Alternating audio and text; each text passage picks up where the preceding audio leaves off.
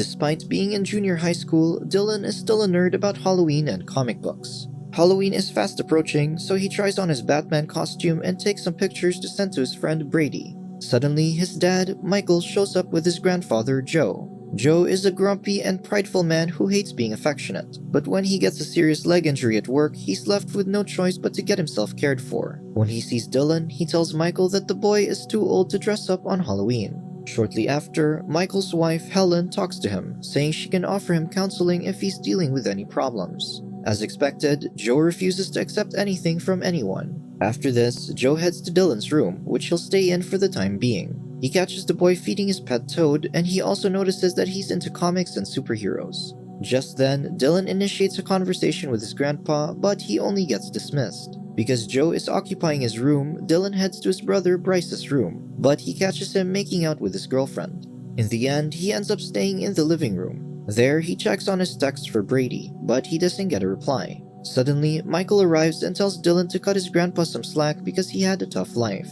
The next morning, Michael and Helen frantically prepare for work. They argue about who should pick up Dylan, so Joe volunteers just to get it over with. At school, Dylan approaches Brady and asks where they should celebrate Halloween. However, Brady ditches his plans with him because he's going to the Halloween dance with his new girlfriend.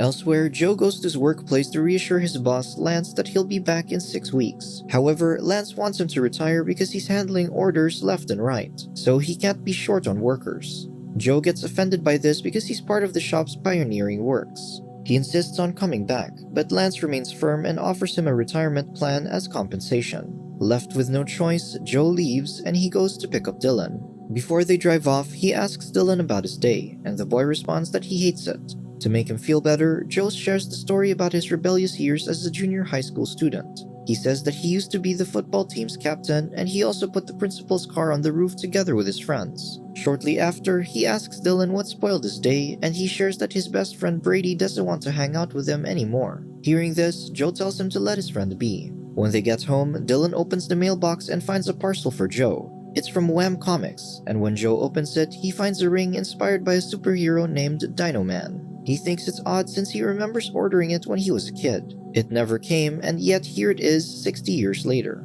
Meanwhile, Dylan is amazed that Joe used to read comics like him. He asks where his comics are, and Joe replies that he probably gave them to Michael.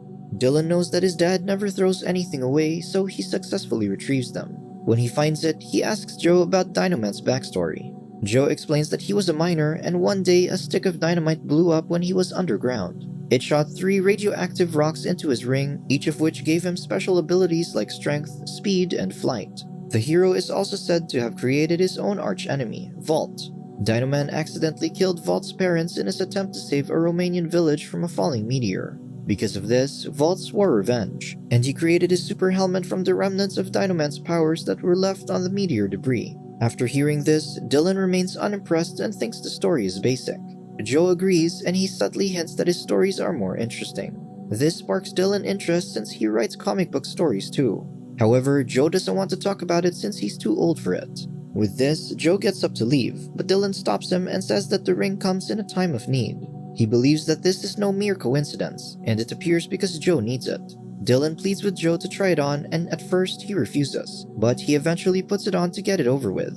He's quite surprised that it fits him perfectly. Suddenly, Joe feels a surge of energy flowing within him. Dylan's eyes light up in excitement, but it suddenly shifts when he realizes his grandpa is sarcastically pranking him. Joe tells the boy to give up on his fantasies because the ring is just a piece of junk. Then, as he leaves, Dylan catches a glimpse of the ring glowing red. Because of this, he pleads to his grandpa to see if the ring holds any abilities. However, Joe has had enough of this nonsense, saying that believing in superheroes is stupid. Dylan gets hurt by this, so he walks out. As the boy leaves, Joe realizes he can't take the ring off. Elsewhere, Michael brings in some American fast food for dinner, and Helen asks why he didn't get Indian food like she asked. She realizes that her husband is trying to impress Joe again, so she reminds him to stop it because he'll get disappointed. Later on, the family gathers for dinner, and there, Michael talks to Joe about his retirement plan. He says he'll take it later, so Michael talks him into it. Joe realizes that his own son doesn't believe that he can recover to work again, so he begins to talk rudely to Michael. Helen defends her husband, but Michael only criticizes her too. Joe then goes on a long rant about how important he is in his old workplace, and as he furiously explains this, Dylan notices that the ring is glowing red. While everyone at the table is arguing, Bryce is playing with the ball, but he accidentally tosses it toward Joe. Surprisingly, Joe catches it with one hand without even looking. He even deflates the ball with the same hand, impressing Dylan. After this weird event, Dylan and Joe head to the garage to test the ring. However, Joe is hesitant, so Dylan purposely pisses him off so he can punch a sandbag and reveal the ring's powers. True enough, Joe has super strength and he gets so excited that he accidentally smashes the table. They also have tested his injured knee, and it's so strong that he can lift weights with ease. With this new ability, Joe returns to work to show off to his boss and the younger workers. The next day at school, Dylan approaches Brady to tell him about the ring. However, Brady seems to be avoiding him. It turns out that his new friends saw Dylan's Batman costume, and they think it's lame. Dylan gets bullied because of this, and he later sulks at home. Meanwhile, Joe gives Michael and Helen a release note from the doctors. They're surprised and confused about how all this is possible, but the papers don't lie. After this, Joe heads to Dylan's room to tell him about how he showed off at work. However, the boy is still sulking about his issues at school. He asks if he can do anything to alleviate his situation, so Dylan tells him to put the principal's car on the roof. He thinks that if he breaks the rules, he'll be cool enough to regain his reputation. However, Joe reminds Dylan that he doesn't need to plot revenge or stoop to his bully's level in order to feel better. With this, Dylan realizes he can still save his Halloween, so he asks Joe to go trick-or-treating with him. Joe hesitates, but he agrees and promises to show up.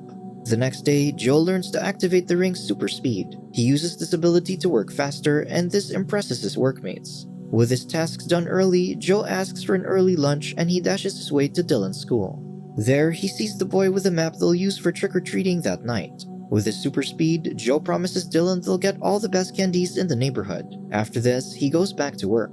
When he gets there, Joe sees an angry customer talking to Lance. She's opening her restaurant in 2 days, but the tables she ordered won't be finished until next week. Joe sees this as an opportunity to use his super speed to comply with the customer's demand. With this in mind, he reassures Lance that he'll take care of everything. Later that afternoon, Dylan excitedly goes home to prepare for trick-or-treating. Meanwhile, Joe is still busy in the shop with his coworkers, who are in disbelief at his incredibly fast pace. Finally, their meetup time arrives and Dylan is still waiting for Joe. Helen sees her son's upset, so she tells Michael to talk to him. Michael approaches Dylan and asks where his grandpa is. Dylan hesitates to respond, but he reveals that he's at work, having fun with his superpowers. Although he hesitates, Dylan reveals the whole truth about the ring. After hearing this, Michael heads to the shop and finds Joe drinking with his workmates. He gets mad at him for flaking on his son, and on top of that, he makes him believe that he's an actual superhero. Michael relates this to his childhood experience and how Joe was never around for him. He hates that Dylan gets to experience it too. Joe realizes the intensity of the issue, and he reassures Michael that he can fix everything. However, Michael is finally at his breaking point, telling Joe to pack up his things and leave his house. Just as Michael leaves, Joe falls to the floor and the ring loses its glow. Back at home, Dylan furiously takes off his costume and dumps the Dino Man comics in the trash bin. One of them opens to the page about Vault and how he made his helmet, giving Dylan an idea.